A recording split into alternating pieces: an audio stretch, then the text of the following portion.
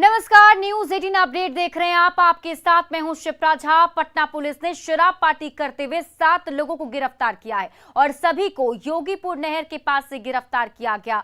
Breath analyser में शराब के साथ पीने की पुष्टि हुई और पुलिस अधिकारियों के मुताबिक इन लोगों ने जहां से शराब खरीदी थी वहां भी दबिश दी गई है और पूरे रैकेट का खुलासा करने की कोशिश पुलिस की तरफ से की जा रही है।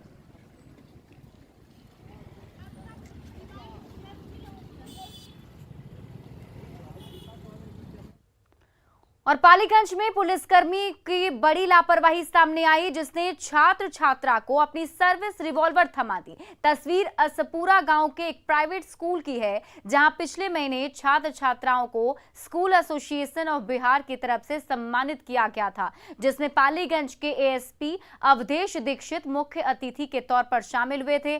कार्यक्रम में छात्र छात्राओं और शिक्षकों को सम्मानित किया गया। इसी कार्यक्रम की कुछ तस्वीरें वायरल हो रही है। जो तस्वीर आपके टीवी स्क्रीन पर हम आपको दिखा रहे हैं, देखिए इसमें कुछ छात्र छात्रा एएसपी के सुरक्षा गार्ड के साथ हाथ में सर्विस रिवॉल्वर लिए दिख रहे हैं, जिससे कभी भी हादसा हो सकता था।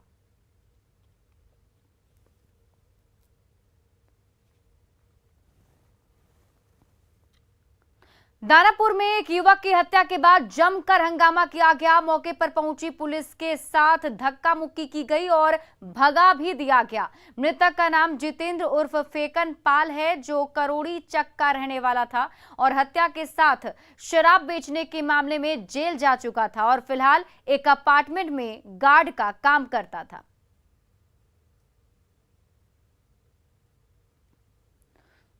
खबर समस्तीपुर से है, जहां पीएम पोर्टल पर पीएम मोदी को धमकी भरा संदेश भेजने वाले 2 युवकों को पुलिस ने गिरफ्तार कर लिया।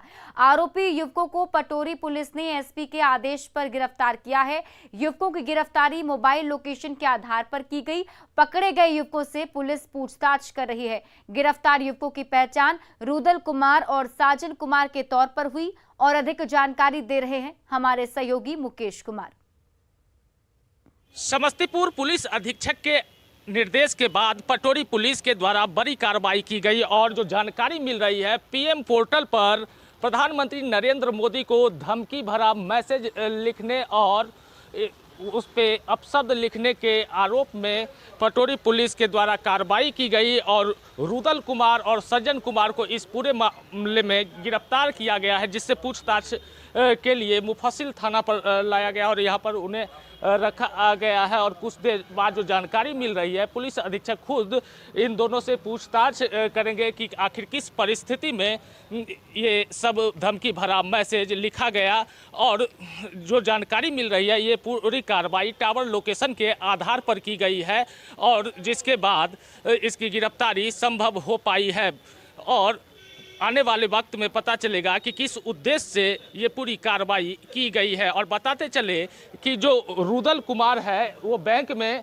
एक निजी सिक्योरिटी एजेंसी में काम करता था और उसके बाद वह अभी कुछ दिन पूर्व वह जेल से ही बाहर आया था और उसके बाद इस घटना को उसके द्वारा अंजाम दिया गया है। तो अब देखने वाली बात होगी कि इस पूरे मामले में समस्तीपुर पुलिस के द्वारा क्या कुछ कार्रवाई की जाती है। Mukesh Kumar, news 18 network, Samastipur. और बिहार एसटीएफ को बड़ी कामयाबी मिली है। यूपी के मैनपुरी से 9 हथियार तस्करों को गिरफ्तार किया गया है। भारी मात्रा में हथियार भी उनके पास से बरामद किया गया है। मिनी गन फैक्ट्री का खुलासा करते हुए पुलिस ने 9 हथियार तस्करों को गिरफ्तार किया। गिरफ्तार लोगों में 3 मुंगेर के रहने वाले बताए जा रहे हैं।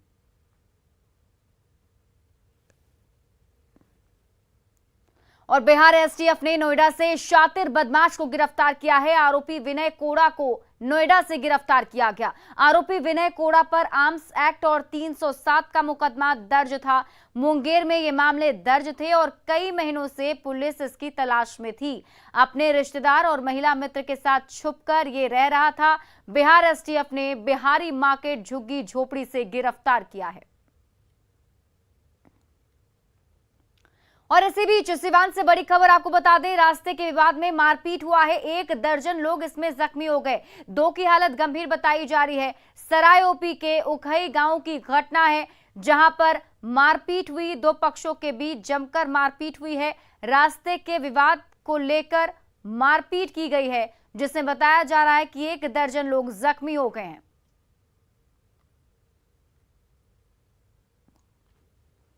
बिहार के कई जिले सूखे की चपेट में हैं, वो भी तब जब सरकार ने हर खेत में पानी देने की घोषणा कर रखी है और इसके लिए अलग से फीडर और ट्रांसफार्मर भी लगाए गए हैं, लेकिन कई जगह पानी नहीं पहुंचने की शिकायत मिल रही है।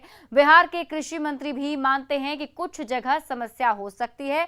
उन्होंने ये भी बताया कि सूखे की स्थिति से निपटने के लिए आपात बैठक बुलाने की तैयारी है। बिहार में 30 जिले इस वक्त सूखे के चपेट में हैं। हमारे साथ बिहार के कृषि मंत्री अमरेंद्र प्रताप सिंह मौजूद हैं। सर, मानसून लगातार बढ़ता जा रहा है, लेकिन अब तक बारिश नहीं हुई है, जिसकी वजह से 30 जिले सूखे की स्थिति में पहुंच गए हैं। आप लोगों ने एक विशेष फीडर बनाया था जिससे किसानों को बिजली मिलने वाली थी, लेकिन वो भी ठीक से नहीं मिल पा रही है, जिसकी वजह से सूखे की स्थिति और गंभीर हो रही है। ये बात तो सही है कि सूखे के कारण स्थिति गंभीर है, रोपनी बाधित है। ये तो हमारा भी रिपोर्ट है कि अभी तक पूरे राज्य में 20% से अधिक रोपनी नहीं हुई है और इस बार मानसून खिलाफ है और मौसम साथ नहीं दे रहा है, तो एक संकट तो है सामने। उस संकट का मुकाबला हम मिलजुल के करना है। जितना हम पानी दे सकते हैं बिजली के द्वारा, नहरों के द्वारा, उतना सब दिया जा रहा है, परंतु और अधिक बिजली, जितनी बिजली दी जा रही है और अधिक बिजली देने की आवश्यकता महसूस हो रही है। अभी सर क्या स्थिति है? अभी कितने घंटे तक आपके कृषि फीडर से बिजली मिल रहा है किसानों को? अभी तो 8 घंटे ही मिल रही है, लेकिन इस 8 घंटे से कम रोपनी के समय में काम नहीं चल रहा है। इसलिए किसानों की मांग है कि इसको कम से कम 16 घंटा बिजली आप दीजिए। तो चाहे जैसे भी, अब तो कल हमने आपात बैठक बुलाई है और सरकार से आग्रह करेंगे, बिजली विभाग से, माननीय मुख्यमंत्री से भी, कि कम से कम 16 घंटा बिजली आप दी जाए। भले घरेलू बिजली काटनी पड़े, काटी जाए, लेकिन कृषि कार्य के लिए, किसानों के लिए ये 15 से 20 दिन ये समय अत्यंत ही संकटपूर्ण है और ये समय महत्वपूर्ण है। सर, एक सवाल ये भी है, जो कृषि फीडर की बात आप कर रहे हैं, कई जगह पे फंक्शनल नहीं है, ठीक से काम नहीं कर रहा है, जिससे किसानों को काफ़ी समस्या हो रही है।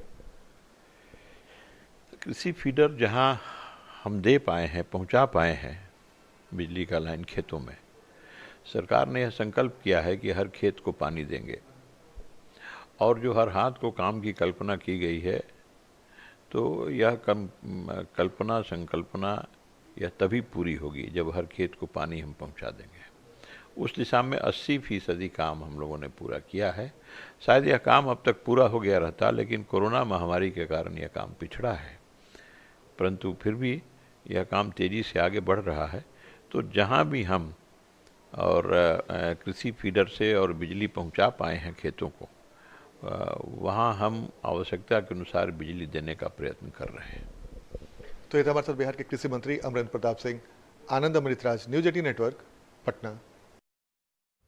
सिमडेगा में मानसून की बेरुखी से किसान परेशान हैं। आसमान में बादल छाए रहे हैं और बिना बरसे ही लौट जा रहे हैं। आंकड़ों के मुताबिक जिले में औसत से 60% कम बारिश हुई और कम बारिश से खेतों में दरार पड़ने लगी है। बारिश के इंतजार में किसान खेत में हल चला रहे हैं। वहीं महंगाई की मार झेल रहे किसान पटवन के लिए भी मजबूर दिख रहे हैं। अब सरकार से मांग की जा रही है कि किसानों की परेशानी पर ध्यान दें और उन्हें सिंचाई के वैकल्पिक साधन मुहैया कराएं ताकि वे इस मुसीबत से निकल सकें। 2 दिन उसके बाद में 10 दिन छोड़ दे रहे हैं। उसमें क्या है कि जो बिचड़ा छींटे हैं वो भी सही से नहीं निकल पा रहा है। जो बिचड़ा को अगर हम लोग सही ढंग से नहीं तैयार करेंगे तो हमारा खेती कैसे होगा। अगर बीच में पूरी तरह से छोड़ देता है पानी तो हम लोग को मरण संकट है। किसान की जो स्थिति है वो काफ़ी दयनीय है। खेत में बिछड़ा लगा, लोग बीड़ा लगाया है। कल बारिश नहीं होगा, सही समय पर बारिश नहीं होगा, खेत पर सही समय से नहीं लगेगा, सारे चीज़ चौपट हो जाएंगे। इस पर अगर सरकार ऐसे ही मूक दर्शक बनी रहे तो मैं समझता हूँ भगवान भरोसे यहाँ के किसान सारे मारे जाएंगे। और दिल्ली में सैनी समाज के आयोजित एक कार्यक्रम में जेडीयू संसदीय बोर्ड के अध्यक्ष उपेंद्र कुशवाहा शामिल हुए। उनसे बातचीत की न्यूज 18 संवाददाता भावना किशोर ने। जेडीयू के संसदीय बोर्ड के अध्यक्ष हमारे साथ मौजूद है उपेंद्र कुशवाहा जी। आज आप एक कार्यक्रम में शिरकत की है, इस कार्यक्रम के बारे में सबसे पहले जानना चाहेंगे। देखिए, कार्यक्रम सैनी समाज का एक संगठन है जो संगठन बहुत ही ताकतवर है और इनका प्रभाव दिल्ली के आसपास, दिल्ली सहित कई राज्यों में है। तो सामाजिक संगठन है और सामाजिक संगठन के माध्यम से काम करते रहते हैं। तो उस दृष्टि से कई बार मुझको आने का मौका मिलता रहा है और आज भी मैं उपस्थित हूँ। आरसीपी सिंह जी का भविष्य जेडीयू में क्या देख रहे हैं? काफी चर्चा का विषय बना हुआ है। अभी पार्टी में क्या कुछ चल रहा है? नहीं, पार्टी में क्या कुछ चलेगा। आरसीपी सिंह जी पार्टी में हैं, सब लोग पार्टी में हैं, आरसीपी सिंह जी पार्टी में हैं। बहुत बहुत शुक्रिया। हमारे साथ है उपेंद्र कुशवाहा। भावना किशोर, न्यूज 18 के लिए। रामगढ़ के पतरातू में साल 2008 से 30 बेड के अस्पताल का निर्माण कार्य अधूरा पड़ा हुआ है और इस अस्पताल को बनाने के लिए अब तक करोड़ों रुपए खर्च किए जा चुके हैं। अस्पताल के निर्माण कार्य में राशि गबन करने के आरोप में कार्यपालक अभियंता को निलंबित किया जा चुका है। मामला कोर्ट में चल रहा है, जिसके बाद से निर्माण कार्य ठप पड़ा है। आधा अधूरे बने इस भवन में झाड़ियां उगाई हैं। गांव के लोग अपने मवेशियों को यहां बांधते हैं। शाम होते ही नशेड़ी भी यहां पर जमा हो जाते हैं। स्थानीय लोगों को छोटी छोटी बीमारियों के इलाज के लिए रांची जाना पड़ता है। और अधिक जानकारी दे रहे हैं संवाददाता जावेद खान। का अस्पताल है जिसका शिलान्यास तत्कालीन स्वास्थ्य मंत्री भानु प्रताप शाही ने किया था, लेकिन अभी तक इस अस्पताल का निर्माण कार्य पूरा नहीं हो पाया है।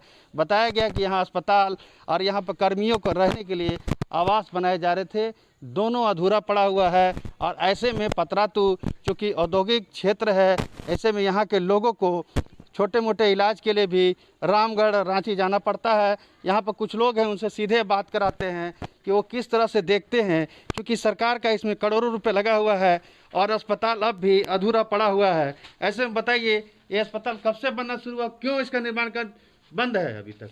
देखिए, तो अस्पताल 2008 से निर्माणाधीन है और लगभग करोड़ों का योजना है और डिपार्टमेंटल काम हो रहा था।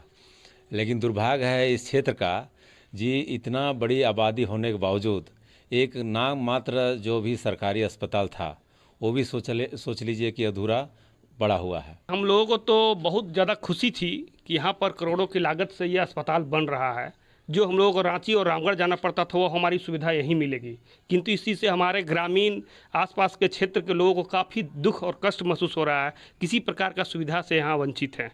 इसके लिए हम लोग यहाँ के सरकार को ही दोष देंगे, क्योंकि बहुत सारे सरकार आई और गई, किंतु इस अस्पताल पर किन्हीं ने कोई ध्यान नहीं, किसी का ध्यान नहीं किया। बहुत सारे सरकारें आई और गई, लेकिन इस अस्पताल के बारे में किसी ने सोचने की जरूरत नहीं की। एक और यहाँ पर बात कराते युवा से, बताइए स्वास्थ्य सुविधा यहाँ पर नहीं है, कैसे देखते हैं? ये बहुत ही विडम्बना वाली बात है कि हमारा राज्य लगभग 22 वर्ष का हो चुका है, लेकिन 14 वर्षों से तत्कालीन जो भी स्वास्थ्य मंत्री थे उनके प्रयासों से ये डिपार्टमेंट के द्वारा ही ये कार्य को कराया जाना था, लेकिन अभी तक 14 वर्षों से ये पूरा नहीं हो सका है। तो इससे ये प्रतीत होता है कि कितनी ज़्यादा लचर व्यवस्था रही है। ऐसे में सरकार को और स्थानीय प्रशासन को यहाँ के लोगों की पीड़ा को समझते हुए इस अस्पताल के कार्य को पूर्ण कराने की दिशा में आगे आने की जरूरत है। Javed Khan, news 18 Ramgarh. Godda Pirpainti rail line का कार्य अब अधर में लटक गया है। दरअसल गोड्डा पिरपैंती लाइन पर राज्य सरकार ने हाथ पीछे खींच लिए हैं और पैसे देने से इनकार कर दिया है। ऐसे में गोड्डा पिरपैंती लाइन बन पाना मुश्किल दिख रहा है। आपको बता दें कि गोड्डा पिरपैंती लाइन बनने में पहले सरकार ने कहा था कि 50% पैसा राज्य सरकार देगी, लेकिन अब राज्य सरकार के इनकार के बाद रेलवे ने भी अकेले दम पर रेलवे लाइन बनाने से मना कर दिया है। जब तक राज्य सरकार रेडी नहीं होगी, जो कि वो पहले राज्य सरकार ने सहमति दी थी कि हम गोड्डा पिरपैंती के लिए 50% शेयर करेंगे, पर अब क्योंकि उन्होंने विड्रॉ कर लिया है कॉस्ट शेयरिंग, तो अब रेलवे जो है keeping in view the finances, तो फिर रेलवे ने भी अभी रोक दिया उसको। गोड्डा रेलवे लाइन का एक्सटेंशन होगा या नहीं होगा, ये एक बड़ा सवाल सबके मन में था और कौतूहल का विषय बना हुआ था कि क्या गोड्डा से पिरपैंती तक की लाइन जुड़ेगी। तो इसका उत्तर अब रेलवे ने क्लियर कर दिया है कि ये लाइन फिलहाल नहीं जुड़ने वाली है, क्योंकि राज्य सरकार ने अपने हाथ पीछे खींच लिए हैं। इस वक्त हम गोड्डा के रेलवे स्टेशन पर खड़े हैं और यही लाइन है जो गोड्डा से पीरपैंती के लिए जुड़ने वाली थी, लेकिन फिलहाल उस लाइन को जुड़ने को लेकर कई सारे सवाल उत्पन्न हो गए हैं, क्योंकि कल जो जीएम थे रेलवे के वो गोड्डा स्टेशन पर पहुंचे थे और उन्होंने स्पष्ट कर दिया है कि राज्य सरकार ने अपने हाथ पीछे खींच लिए हैं, इस वजह से फिलहाल इस लाइन के बारे में कुछ भी नहीं कहा जा सकता है, क्योंकि जीएम ने स्पष्ट रूप से कहा है कि गोड्डा पीरपैंती लाइन को बनने के लिए राज्य सरकार की 50% भागीदारी ज़रूरी थी और राज्य सरकार ने पहले ये वादा भी किया था कि इस लाइन को बनने के लिए 50% जो पैसे हैं वो राज्य सरकार देगी।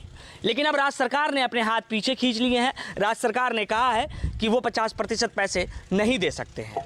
तो अगर 50% पैसे वो नहीं दे सकते हैं तो शायद यहाँ पर मुश्किलें बढ़ेगी इस लाइन को बनाने के लिए, क्योंकि रेलवे ने स्पष्ट कर दिया है कि अगर यहाँ से राज्य सरकार 50% पैसे नहीं देगी तो इस लाइन को आगे नहीं बनाया जाएगा। उन्होंने स्पष्ट कहा है कि रेलवे अगर राज्य सरकार पैसा नहीं देगी तो रेलवे इस काम को आगे नहीं बढ़ाएगी, और अगर रेलवे इस काम को आगे नहीं बढ़ाती है तो कहीं ना कहीं गोड्डा के लिए ये बुरी खबर होगी कि गोड्डा से पीरपैंती को जुड़ने वाली मेन लाइन का काम जो है वो ठप का ठप रह जाएगा, रुका का रुका रह जाएगा। गौरव झा, न्यूज़ 18 गोड्डा। और 14 जुलाई से सावन का पावन महीना शुरू हो रहा है। इसके पहले आज मुख्यमंत्री हेमंत सोरेन ने बाबा वैद्यनाथ धाम में विधि विधान से पूजा अर्चना की। पूजा में सीएम के साथ उनकी पत्नी कल्पना सोरेन भी मौजूद रहीं। सीएम ने रुद्राभिषेक के बाद शिवलिंग पर मत्था टेका और राज्य की सुख समृद्धि और खुशहाली की कामना की। मुख्यमंत्री के दौरे को लेकर मंदिर में विशेष इंतजाम किए गए थे। और ये तस्वीर हम आपको दिखा रहे हैं, उस वक्त की तस्वीर है। देखिए, जब सीएम हेमंत सोरेन यहाँ पहुंचे थे, रुद्राभिषेक किया गया और सीएम हेमंत सोरेन ने अपनी पत्नी कल्पना सोरेन के साथ यहाँ पूजा अर्चना की, बाबा के मत्थे टेके, साथ ही साथ राज्य की सुख समृद्धि की यहाँ पर कामना की गई। जो तस्वीर हम आपको दिखा रहे हैं, आप देखिए, ये सीएम हेमंत सोरेन वहाँ पर पहुँचकर उन्होंने सबसे पहले शिवलिंग पर दूध अर्पित किया, उसके बाद बेलपत्र चढ़ाए गए और जो विधि विधान होता है उस विधि विधान के तहत वहां पर पूजा अर्चना सीएम हेमंत सोरेन ने की। वहां पर जो पंडा मौजूद थे उन्होंने सीएम हेमंत सोरेन से वहां पर रुद्राभिषेक भी करवाया और सीएम ने यहां पर राज्य की सुख और समृद्धि की कामना की। आप